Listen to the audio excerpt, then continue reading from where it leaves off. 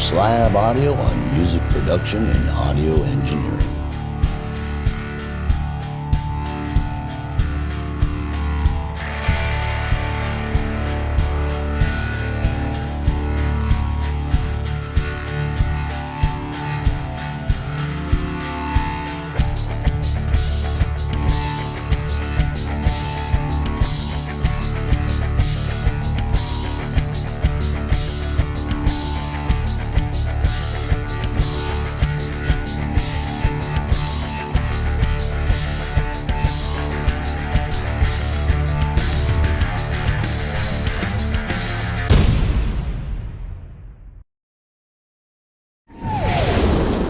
Welcome to Doc Slab Audio and our 5th Master Series.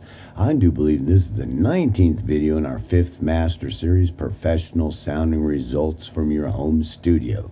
And in this video, we're going to talk about software concerns. So this might go into 2 or 3 videos because it's kind of complicated. The first thing you have to get in your head that, again, we're not doing scientific work. Although the software we use is fairly complex and the algorithms that it uses are fairly complex. And we talked about in the last video, talking about computers, that when working with music and audio files, it's fairly math heavy. A lot of CPU, a lot of disk, a lot of RAM for the things that we do when we're editing, processing, mixing, and mastering. So you gotta kind of keep that in your head. But the good news is that from the basic software that you use to the more advanced software that you use, that the software is pretty good nowadays. So just about most DAWs that you can get that are anywhere even as recognizable DAWs are probably going to get done what you want and can do radio ready productions. The other software things we talk about, like plugins, we talk about things like the RX, anything like that we might utilize during our productions or any phase of the production, that it really boils down to how good of that work they did on the algorithms to do the functions that they're supposed to do, which is a little complicated. So a lot of times you just have to go by what's being used that's acceptable and really steer clear of getting wrapped up in stuff like RX. I love RX, but a lot of times it's just overkill.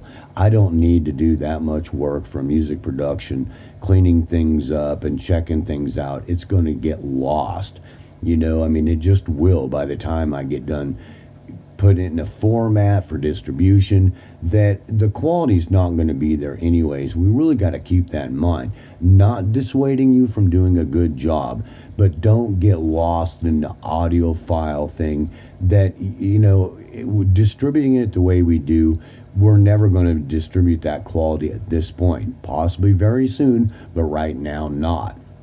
And so whatever software you're using, if it's being used in a studio for a semi-professional or professional work, it's probably going to get done what you want to do a radio ready production if all the other things are done well. So just kind of keep that in mind.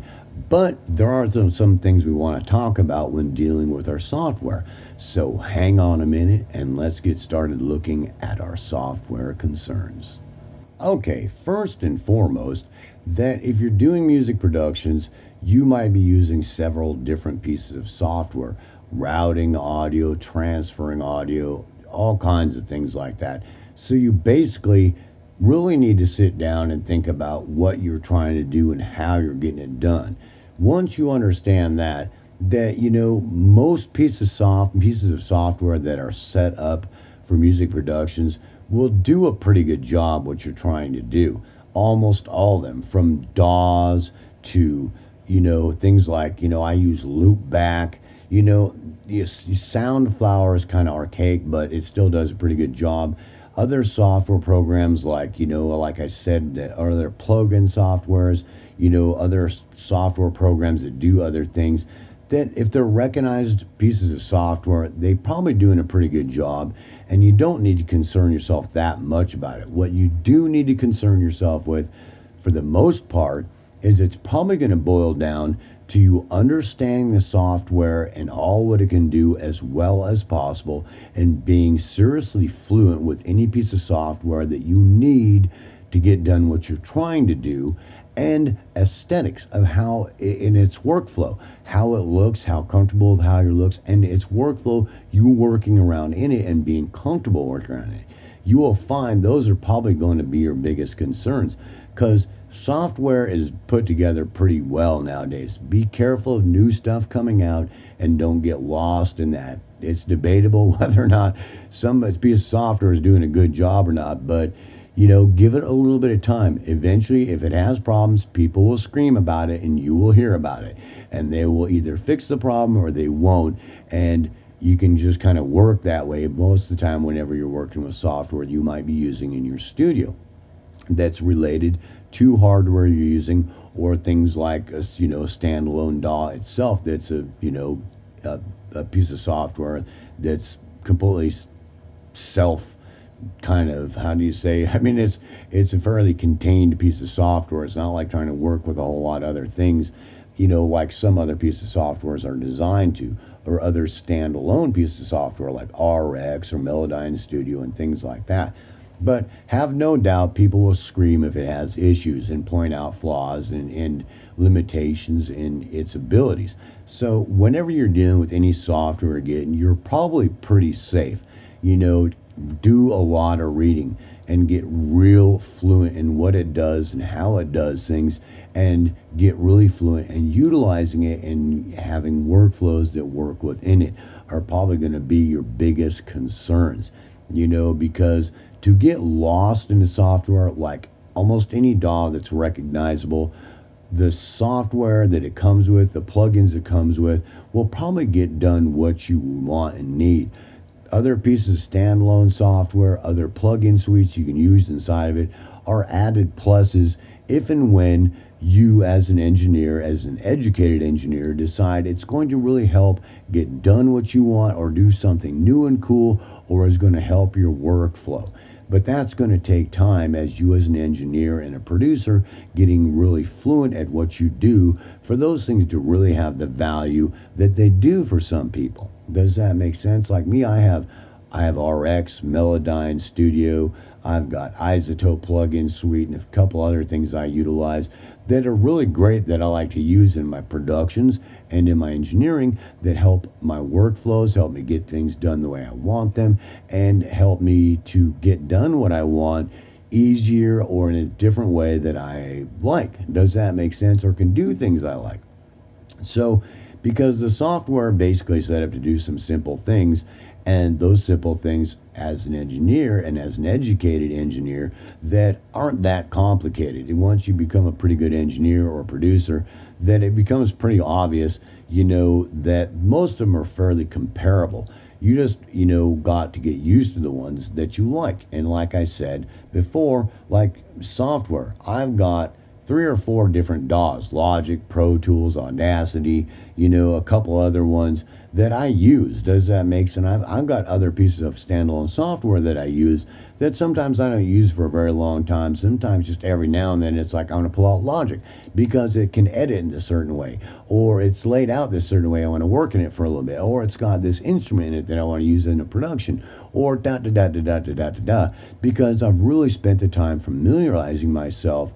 And as an educated producer and an educated engineer, that those things have value. There's things that it can do that I've researched that, like Audacity. I pulled out Audacity and said, why would you pull out Audacity? Because it's really used in the scientific community, and it does this one thing that I think is really cool. And so I get in there and I utilize it for that. The better you get as a producer, the better you get as an engineer, and the more educated you get with other pieces of software and your primary skills, the more those things will show themselves. Does that make sense? And they'll become of value to you. But, the basic things you do as an engineer and a producer, that most of them are fairly comparable. And the more you familiarize yourself with what they can do and what their limitations are, that the better of an educated decision you can make about what DAW or what piece of software you're using to get done what you want to do and the way you want to do it, which is really it's hard for me to say I recommend this and do this and do this and do this and do that, because the way you set up your studio for the type of music productions you're doing or the engineering you're doing or what you're trying to do, it's really, the more time you immerse yourself in it, the more it's going to change your direction and help you to, grow as an engineer and a producer.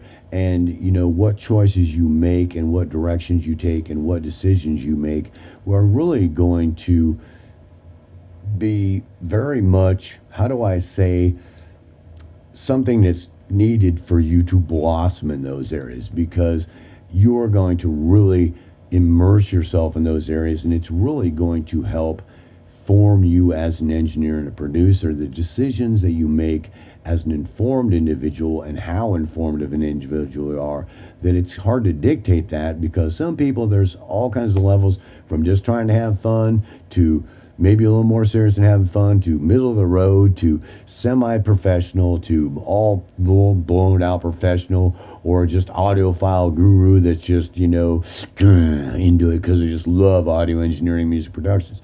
There's all kinds of different levels that is going to dictate what decisions you make dealing with any of those areas. So you really just have to sit down and think about it and immerse yourself in it about what you're trying to do, and then start researching, start reading and immersing yourself in it, so that you can make some good decisions based on what you're trying to do and what hardware you use, what you're trying to do, how you're trying to get it done, and the workflows you use while you're producing and engineering. So that's my 2 cents there, because it's really hard. I can make tons of videos about it, but it's really something that I don't want to do, because getting professional sounding results more is going to lean into you becoming real familiar and being a good engineer and a good music producer first and foremost, and then being able to utilize the tools well, being very, very familiar with them, and being able to be, fluent with using them and aware of what's going on there, and having good workflows to get done what you want to do. Does that make sense? That's probably going to be the biggest thing in getting professional sounding results from your home studio, is being to go there and really spending the time there, which I really have on my channel. And I'm going to make another master series about templates and, setting up for that coming up pretty soon. But for right now, you're probably, as far as getting professional sounding results, going to be more dictated to you being a good engineer and a good producer, and utilizing the tools well to get done what you need, and being fluent with them, and having good workflows, and getting done what you're supposed to do, and doing a good job at it. So I certainly hope that helped with your software concerns, and more get you focused on your engineering skills and your production skills, and realizing that most of them are fairly comparable and will probably get done radio ready productions for you. It's more going to be up to you being a good producer and being a good engineer for that to happen. So peace, self-love. I certainly hope you enjoyed this next video on our 5th Master series, and I will see you in the next video.